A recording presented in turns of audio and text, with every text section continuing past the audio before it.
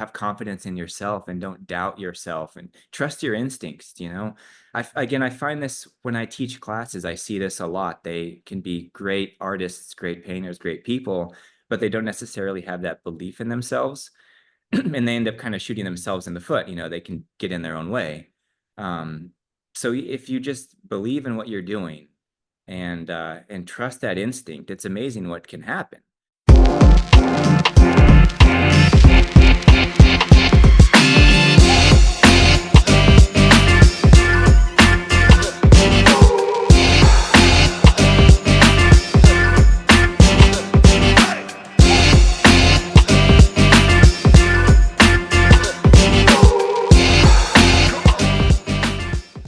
Hello, everyone. I am Melissa Forziat of Take the Doughnut, here to help you get inspiration and get donuts.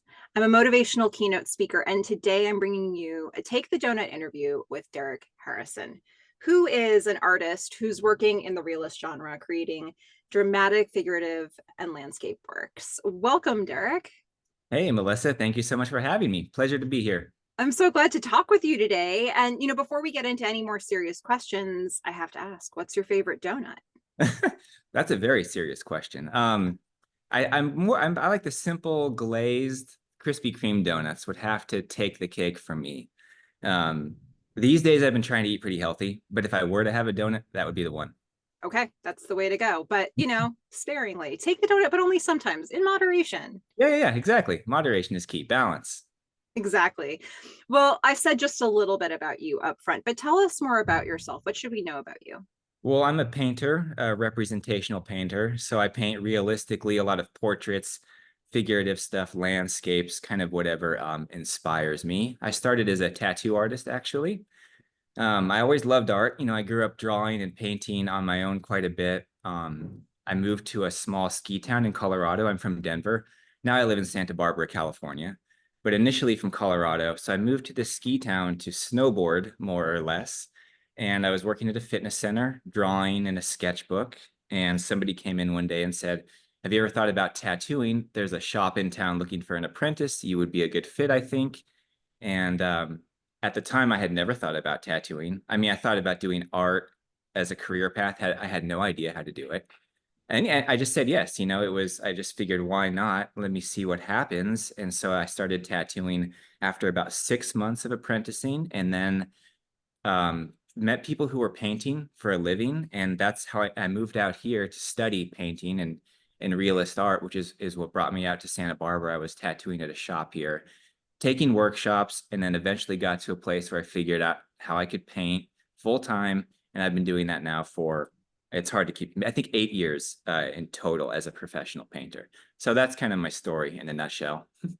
That's amazing. It sounds like you kept taking one opportunity after another as it was presented to you. I have to say, it sounds like the scariest way to start to work on the human body. Oh yeah. Because there's like no throwing out that canvas and starting over. Oh yeah, you cannot paint over it. You can't erase it. I'm surprised, looking back, I'm surprised I wasn't more disturbed by that reality. Like I somehow handled it. Every tattoo artist will tell you though, there's always one, maybe two tattoos where it doesn't go as planned and you end up messing up. Now that did happen. And I have to say, I've had some lows in my life. That might be the worst feeling I have ever felt ever is messing up somebody's tattoo, because it's permanent. It's on them for life. So yeah. It's all part of the story, I guess. Oh my Yeah. gosh. Builds character. Yeah, but it's great to hear how the evolution progressed, and it sounds really natural. Sometimes when we're in the middle of those progressions, like it doesn't look linear, but when you tell it back, it sounds like a very linear process for you. Yeah, very true. It does seem that way. It was all kind of just fortuitous things, one happening after another. Wasn't planned. It wasn't necessarily strategic until later in my life when I started to think more about what I was doing and why I was doing it. But in the early years, maybe a lot of right place, right time, taking opportunities when they came and just trying to make good decisions.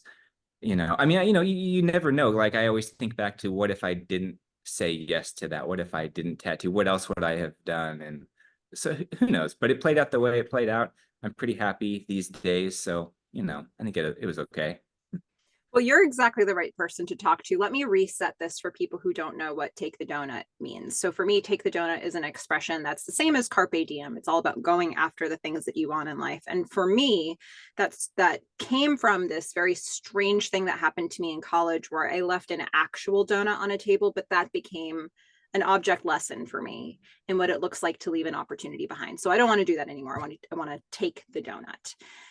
So this conversation is all about going after those opportunities that come your way, going after the goals that you have and what that looks like practically speaking. So to get going with those questions, how are you with going after your goals? What is that process like for you? For me, I've actually found it to be a little bit interesting lately. I've been teaching at a school down in LA, and I talk about this with the students sometimes, and I thought everybody thought like I did. I guess everybody has that instinct, right, where we assume everybody's thinking the same way we are, but it's so different. Anyhow, to me, it always just seems self-evident to go out to set a goal and then do whatever it took to achieve it. If it was important, if it mattered, I'll do anything to make it happen. So that's kind of how I've always pursued things. I still do. I feel fortunate that I'm able to have kind of a singular focus like that and don't let any distractions in. It can be a bit of an isolating existence to do that, but it's always felt worthwhile to me. And achieving a goal is a great feeling. So I'm sort of I'll stop at nothing to make it happen type of thing. But I do try to be very careful about what I choose and what I pursue. But yeah, I mean, if you know a place where you want to be, then you can usually put together a path to get there and just follow that path at all costs. Again, for me, not sure if that'll work for everybody, but I think that's a reasonable way to pursue it.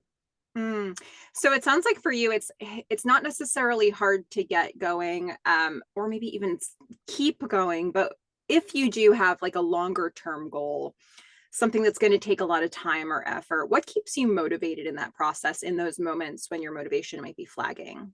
Yeah, that's a great question because that definitely happens, and it's challenging. It's not always easy. A lot of the time, it's very difficult. But yeah, I guess if it's something important enough to me, then I understand that and I can deal with what comes along with it. I guess figuring out something that matters enough to you that you're willing to sacrifice almost everything for it, that could be the hard part.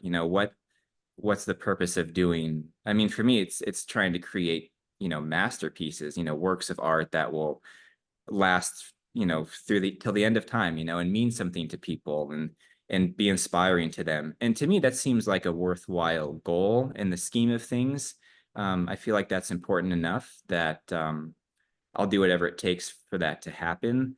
So that tends to keep me motivated over the long haul. And when times get tough, which they do. I mean, recently, I'm always going through ups and downs, and sometimes it's really easy, and I have no problem getting into the studio and working and creating. But yeah, sometimes it's a challenge. Sometimes something else comes along in life that kind of pulls my attention, or I question what I'm doing. I definitely have those moments where I start to question it, but I just go back to, just one foot in front of the other. This is important. I've decided that, and I just won't give up on it. I'll just kind of keep going for better or for worse. I'm sort of committed.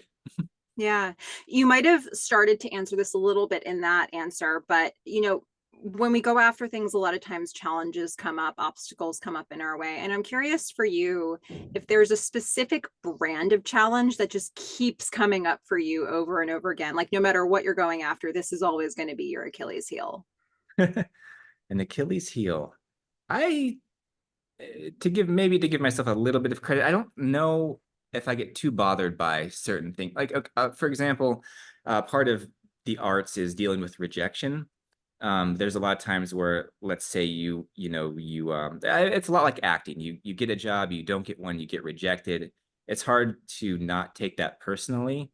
I'm so glad I haven't ever struggled with that. I have close friends who, let's say they submit to a show, they don't get in, or their work doesn't sell and it destroys them. Sometimes they'll give up on the whole thing, or they'll be like, I'm never doing that again. Not letting those things get to you seems critical. I'm so glad that they don't get to me. I'm trying to think of something. I'm sure is some personal issues can be hard to check. Like I think to really be great at something, it does require all of your focus and energy. So you have to kind of push out people a lot of times. That's hard for me because relationships are important, I think. And so sometimes I find my focus being taken by somebody, sometimes for better or for worse. Usually I think it's worthwhile. But that can be a challenge. I'm not sure if you deal with that yourself, because as somebody who's very goal oriented and you've accomplished a lot, I'd be curious to know how do you deal with that? Are you able to balance personal life and professional life pretty well? Sometimes better than others. Really? Like I think when you get into that tunnel vision mode, it can be, if you have that mode, that can be really hard to come out of. Right. And I'm very introverted, so I find that like I can spend a lot of time on my own and be kind of happy as a clam and not even really notice that I haven't Yeah. spent time around people. So there are sort of default settings for me that if I want to involve people, I have to work at it. Um, which is actually a fun reason to do interviews like this, because it's a way to like keep people in my world. But the people who are really close to me, I have to sometimes really pay attention to that to make sure that I'm like consistently being available. Right, right. Yeah, Yeah. that's interesting. I like the interview portion as being a way to sort of cope with it. You can still interact with people and learn things. Oh, that's a good strategy. I like that's a good idea. It's been all about coming up with strategies to productively deal with introversion for me in a professional setting. I think all the time I'm always thinking about it. It's how keynote speaking started too. So, Okay. but it's interesting for you because the work that you do, maybe less so when you started out doing when you were a tattoo artist, right? Because you inherently have to be around people for that. With what you're doing now, obviously we see a lot of portraits behind you, but I assume you could also work off of a photo for some of those things. So Yeah, I, yeah. Oh, sorry. Yeah, that's a good point. That's a good point. The people that I paint, that's probably the closest I will get to somebody. If I find somebody who is really inspiring, that's when I will start to paint them all the time. If I find something really unique, interesting, and incredible about them, then yes, I will be spending time with them to paint. It's still it's one and the same. Yeah, tattooing was very different, very a lot more social. I was with people all the time, but yeah, in the studio I am by myself, and I do take photos most of the time. I do work from life sometimes, but yeah, I'll find myself going out on these small adventures with people to shoot reference photos to paint. And yeah, I suppose that's actually where a lot of the inspiration comes from, now that I think of it. And when I'm in here painting them, it just always brings me right back to those moments with them, and they become very special. So it's an interesting life. yeah, absolutely. Well, if you think back on your own life, historically speaking, what would you say is the biggest donut you've ever taken? And it could be something from long ago or something from recently. Well, what's the biggest thing that you went after? Probably seeking out my heroes in life, like my artistic heroes, people who are really great at what they do, very successful. I found one in particular. His name is Jeremy Lipking. I consider him to be one of the greatest painters who has ever lived. So found him, studied under him. We became great friends. I've stayed up at his cabin up in the mountains, and we've painted together, and I learned so much from him. And I remember at first it was a little bit intimidating, but one of the greatest decisions that I've ever made, because I've learned so much from him. And I think that's one of the best ways to learn, is to find somebody who's really great at what they do and figure out how they did it, and learn from that, take it, and put it in your own life, however that works out. But yeah, that comes to mind. That was a big one. When they say don't meet your heroes, you had the exact opposite experience. Yeah, I had a good experience. I have heard that. Luckily, he was not a disappointment, and it worked very well. And it just added to your life. That's really cool. Yeah, I What's a really. donut you're taking right now, Oh boy. Um, if anything? no, there is something that comes to mind. I recently, this painting behind me. Okay, I recently met this person. She grew up on a ranch, rides horses. I've started to do a lot of paintings of scenes like that. Kind of the Western lifestyle.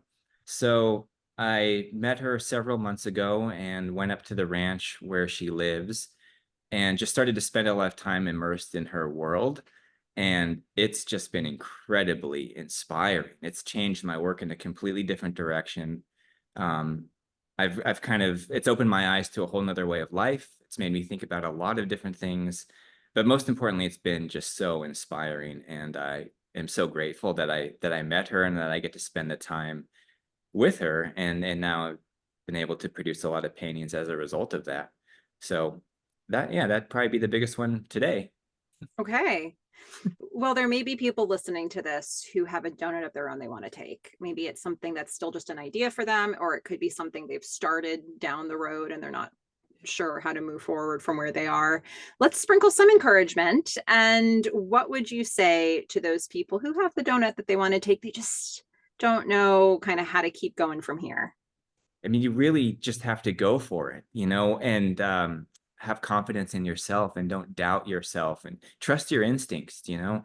Again, I find this when I teach classes, I see this a lot. They can be great artists, great painters, great people, but they don't necessarily have that belief in themselves.